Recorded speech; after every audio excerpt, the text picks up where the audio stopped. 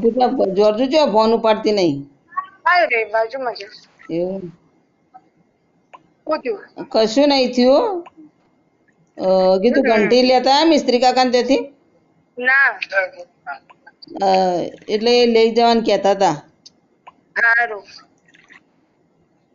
હારું લેતા આવજો રે તમે એટલે જોશો તે હો.